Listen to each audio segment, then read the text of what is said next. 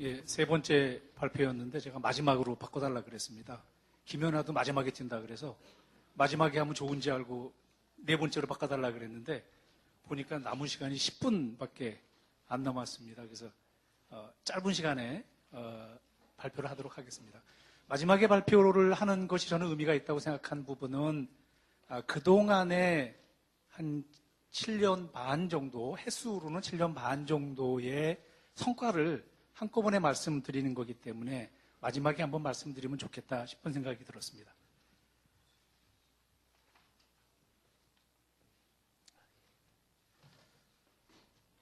말씀드릴 요점은 연구의 개요에 대해서 그동안에 저희가 진행한 걸 말씀드리고요.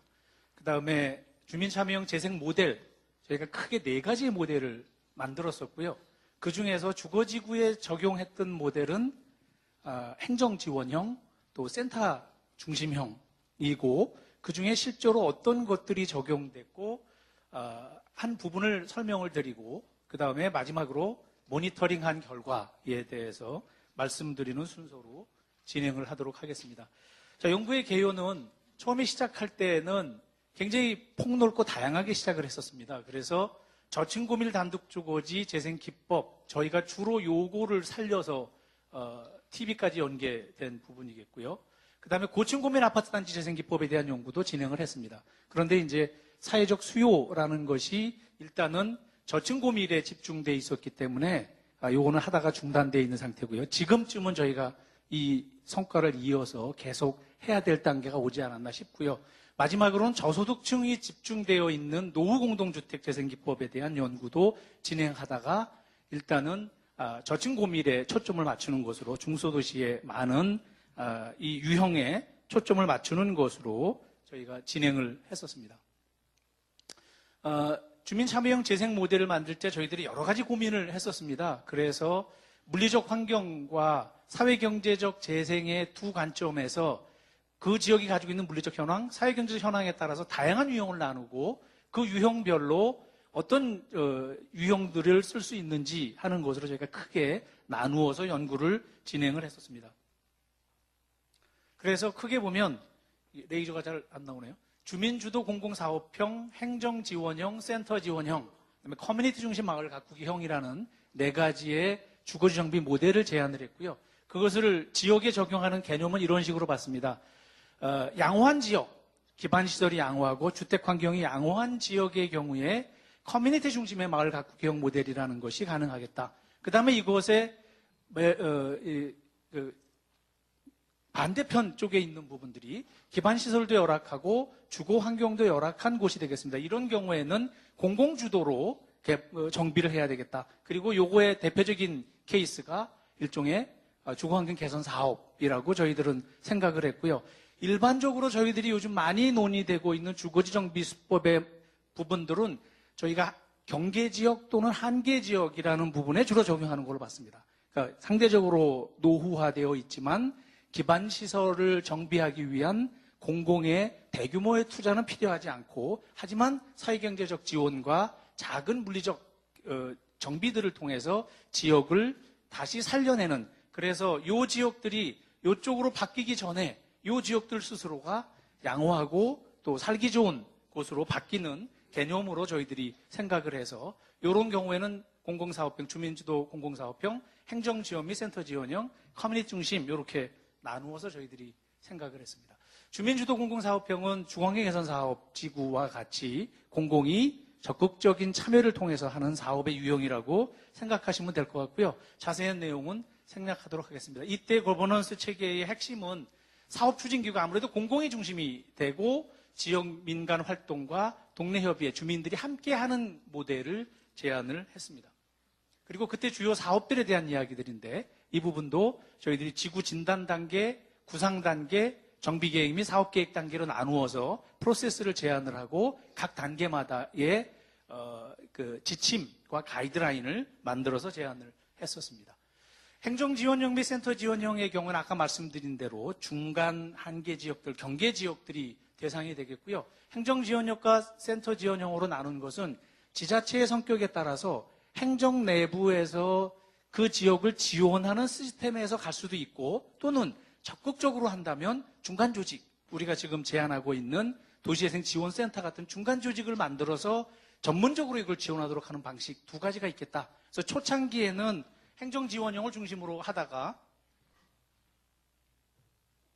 조금 역량이 생기게 되면 전문적으로 센터 지원용을 만들어서 할 수 있는 방향이 되겠다. 그리고 TV에 적용된 경우에는 중간 형태입니다. 이거의 중간 형태. 그래서 행정이 적극적으로 참여를 하고 연구진이 적극적으로 참여해서 지원을 하지만 궁극적으로 TV가 끝나는 시점에 와서는 지역 자생적으로 센터 지원형이 작동되고 운영될 수 있는 방식으로 빠져나오는 그런 것을 모델로 제안을 했다고 이해하시면 될 것 같고요.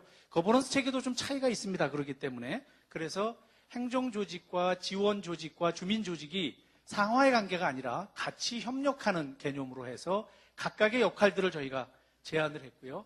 그 다음에 센터 지원형의 경우에 도시재생지원센터를 중심으로 해서 여러 활동들 또 행정의 조직들, 의사결정 기구들 이런 부분들에 대한 체계를 저희가 작성을 했고 그 각각에 있어서 교육 프로그램의 운영 방식과 또 가이드라인, 뭐 일종의 지침서를 다 만들었습니다. 그래서 주민 참여의 경우에도 비참여 무관심 시기, 그 다음에 관심 단계, 열정 단계로 나누어서 해야 될 일들이 다르다라는 부분들을 저희가 제안을 했고요. 지금은 이제 TV하고 지역에서 많이 참여를 하고 있기 때문에 이런 부분들이 자연스럽게 받아들여지지만 당시에는 이런 부분들을 저희가 이론적으로 체계적으로 정리하는 단계라고 이해하시면 될 것 같습니다.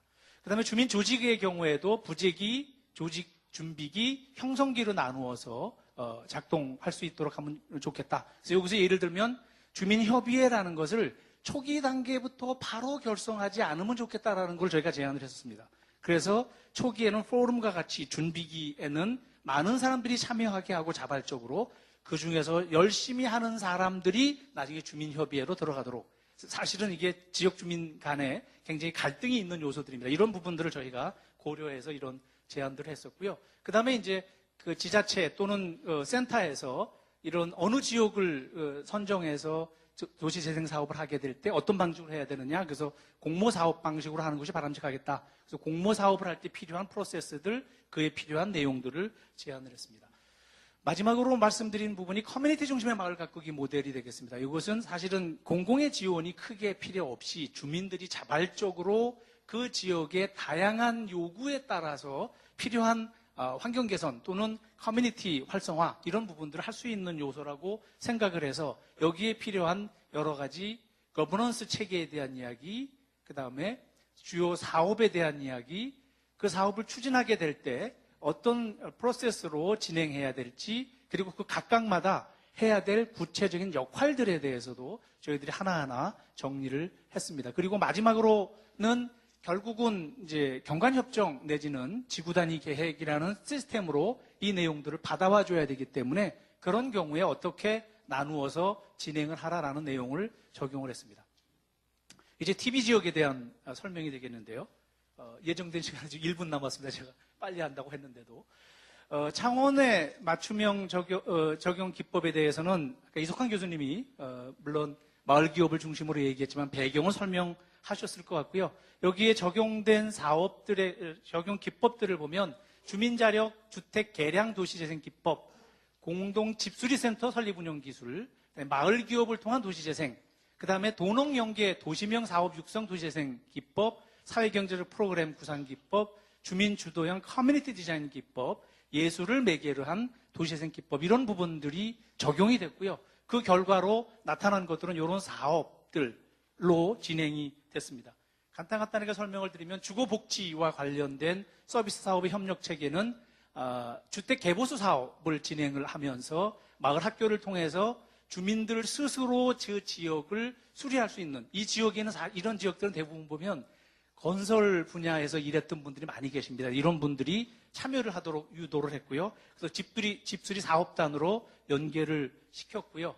그 다음에 이제 취약계층을 대상으로 한 집수리 사업들을 진행을 해서 가장 필요로 하는 이 단열의 문제라든지 또 유리창의 문제라든지 또 보일러의 문제라든지 이런 부분들을 개선해주는 사업들을 진행을 했고요. 문풍지 나눔 사업 행사라든지 또 노인분들이 많으시기 때문에 돌봄 사업들을 연계시켜 나가고 그것들을 여러 가지 진짜로 주거 환경과 연계된 관점으로 다 통합해가는 내용들을 진행을 했고요. 두 번째는 마을 기업에 대한 이야기인데 이석환 교수님이 이미 말씀하셔서 생략하도록 하겠습니다. 기존의 마을 만들기 또는 마을 가꾸기, 일본에서 많이 진행되고 있는 모델이 한국에 들어왔죠. 그것하고 가장 큰 차이점 중에 하나가 지속 가능한 사회경제적 시스템을 만드는 것이다라는 관점에서 보면 이게 굉장히 중요한 요소라고 볼 수가 있겠습니다. 자세한 내용은 생략하도록 하겠고요. 그 다음에 이제 테마 가로를 조성하는 부분, 굉장히 열악한 환경을 가지고 있는 지역들이었기 때문에 이런 지역들을 환경도 개선해서 지역의 분위기를 바꾸고 또 스스로 자활하는 능력을 만들어내는 그런 개념으로 진행이 됐고요. 그래서 이 주민대학의 경우에도 주민대학의 중요한 내용들도 이런 내용들을 주로 담아내도록 하는, 그래서 주민들 스스로가 이야기를 만들고 또 꿈을 꾸게 하고 간단한 스케치를 해서 그림을 그리게 하고 그리고 전문가들과 같이 그 지역을 가꾸는 곳으로 연계하는 사업들이 진행이 됐었습니다. 그 다음에 이제 우리 카이스트 연구팀과 연계된 그린 단지 시스템이라는 녹색 기술들을 연계하는 개념들을 적용을 했습니다. 이 부분에서는 이제 초창기에는 굉장히 다양한 아이디어들이 나왔었지만 사실은 재정적인 문제 또 사업적인 문제 이런 부분들 때문에 그러니까 적용 가능한 부분으로 한정 지어져서 사업이 진행이 됐다라고 이해하시면 될 것 같습니다.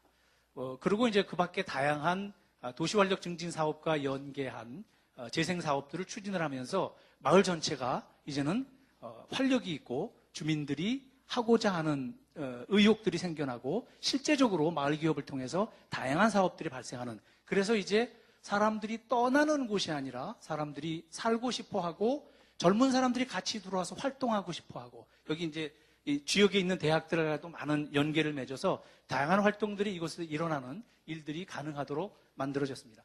전주시의 경우에는 이 세션 후에 김현숙 교수님이 발표를 따로 하시는데 내용이 보니까 굉장히 비슷합니다. 그래서 생략하고 상당히 많은 부분들은 창원시에서 했던 거와 비슷하다 이렇게 이해하시면 될 것 같습니다. 커뮤니티 가로 정비 사업이라는 것을 진행을 했고요. 그다음에 골목길 정비 사업이라는 것을 진행을 했고요. 집수리 지원 사업이라는 것을 진행을 했고 노후주택 신축 지원 사업이라는 것을 진행을 했고요. 마을 공부방 운영 사업이라는 걸 진행을 해서 사실은 전주는 커뮤니티를 활성화시키는 것에 초점이 맞추어져서 우리 조생 사업이 진행이 됐고 창원은 커뮤니티 활성화와 지역 경제를 살리는 것, 그 다음에 환경을 개선하는 것이 복합적으로 진행됐다라고 생각하시면 될 것 같고, 그래서 전주는 조금 진행이 느리긴 합니다만 나중에 최종 성과에서 말씀드리겠지만 주민의 만족도는 또 상당히 높게 나타나는 그런 다양한 차이점들이 나타나고 있습니다. 폐가 철거 지원 사업들, 커뮤니티 키친 사업이라 해서 이것도 마찬가지로 마을 기업들 음식을 만들어서 파는 거와 연계되는 주민 자력, 환경관리 사업 이런 것들을 진행을 했었습니다. 자, 이제 성과에 대해서 간단히 말씀을 드리면 창원의 경우에 주거지구 모니터링의 경우에는 공동 사업을 위한 이 마을 기업이 3개가 만들어져서 운영이 이미 됐고 지금 시작하는 부분들도 있고요. 그 다음에 여기에 참여하는 주민들의 수가 33명. 그 다음에 매출액, 아직은 시작 단계이기 때문에 누리마을 공동체에서만 발생한 거지만 179만 원 정도가 나왔고요. 그 이후에 신축이 6건, 리모델링이 19가구가 발생을 했습니다. 마을환경 개선 사업에 대한 만족도가 굉장히 시사하는 바가 큽니다. 첫째는 뭐냐면 초창기에 2011년에는 만족도가 보통에다가 31%, 효과가 있을 것 같지만 불만이다가 52%로 상당히 낮은 단계에 있었습니다. 주민들이 인식도 못했고 만족도 못하는 상태에 있었고요. 1년이 지나고 봤을 때 불만이라고 하신 분들 중에서 일부가 보통으로 올라오기 시작을 했고요. 이제 2013년에 가서는 대체로 만족한다가 상당히 올라가 있고 보통이다 또 불만이다라는 부분들이 비슷하게 나타나서 사실은 장기적 관점을 가지고 봐야 된다라고 이해하셔야 될 것 같고요. 또 하다가 보면 적극적으로 참여하시는 분들의 만족도는 상당히 높고요. 또 그럼에도 불구하고 활동하지 않으시는 분들도 계십니다. 그런 부분은 여전히 또 대체로 활동에 대해서 불만인 상황들이 많이 나타납니다. 주민자력에 대한 주민의식 변화에 있어서도 보면 별로 필요하지 않다라는 의식이 거의 대부분이었고요. 그래서 보통에다 30%, 또 필요하지 않다가 한 10%, 필요하다가 42.5%, 그래서 보통과 필요하다가 많이 나타났는데 이것도 점차적으로 필요하다라는 곳으로 올라가고 있는 모습들을 보실 수가 있어서 단기적 관점으로 보기에는 상당히 한계가 있다. 하지만 지금은 또 계속적으로 만족도가 올라가고 있는 모습들을 좀 볼 수가 있습니다. 그 다음에 전주의 경우에서 보면 전주의 경우에는 창업 건수가 한 건 있었고요. 사업의 종사자가 7명, 그다음에 매출액은 400만 원. 그래서 아직은 시작하고 있는 단계다. 그러니까 주민 참여를 적극적으로 하면서 사업의 실현은 조금 뜸을 들여가면서 진행하는 단계로 진행이 됐고요. 주택 신축 및 리모델링에 있어서 한 건, 12건의 현상이 나타났고요. 그런데 재미있는 것은 전문가들의 활동에 대한 만족도는 51%로 대체로 만족하다, 보통이다. 그래서 만족도가 상당히 높습니다. 그래서 커뮤니티 중심으로 진행이 됐다. 주민들의 역량 강화 내지는 참여를 중심으로 진행이 됐다라고 이해하시면 될 것 같고, 이 비율은 큰 변화 없이 전반적으로 올라가고 있는 모습을 볼 수가 있고요. 주민 자력에 대한 주민의식 변화의 경우에도 필요하다 보통이다가 42% 30%였다가 필요하다가 60%로 올라가고 있는, 그래서 여기도 지금 상당히 성과를 보고 있지만 시간을 가지고 서서히 올라가고 있는 모습을 설명드릴 수가 있습니다. 자, 성과는 초창기에는 정말로 지자체도 이해하지 못했고요. 주민들은 더 이해하지 못했고요. 이제 2년여의 시간이 흘러가면서 거버넌스를 이제 만들어가서 이제 어떻게 해야 될지라는 부분에 대한 이해를 공무원도 하게 됐고 주민들도 하게 됐다. 그래서 이제는 어느 정도 자신을 가지고 다른 지역에도 시행해 볼 수 있는 거버넌스 체계가 구축이 됐다. 그 다음에 주민들이 적극적으로 참여할 수 있는 기법들을 저희가 시범 사례를 통해서 상당히 많이 교훈을 얻은 것들도 있고 또 앞으로 더 개선해야 될 부분도 발견이 됐고요. 결국은 리더 발굴이 굉장히 중요하고 또 이미 발굴이 됐고요. 주민 자치 역량이 강화되고 이런 여러 가지 경험들을 저희가 봤고요. 최대의 성과는 뭐니 해도 이런 성과를 토대로 사실은 저희 연구진 입장에서는 5년차, 6년차 갈 때까지 그런 연구 뭐하러 하냐? 그게 어떻게 성과가 나타날 수 있느냐라는 의혹의 시선들을 많이 받았었습니다. 근데 TV가 진행되면서 1년이 지나고 1년 반이 지나면서 이해의 폭이 넓어져서 결국은 이제 지원법이 만들어지고 전국적으로 시범 사업을 진행할 수 있는 단계의 성과를 만들어냈다라는 것이 어떤 것보다도 비교할 수 없는 큰 성과였다라고 생각이 듭니다. 이걸로 간단히 발표를 마치도록 하겠습니다.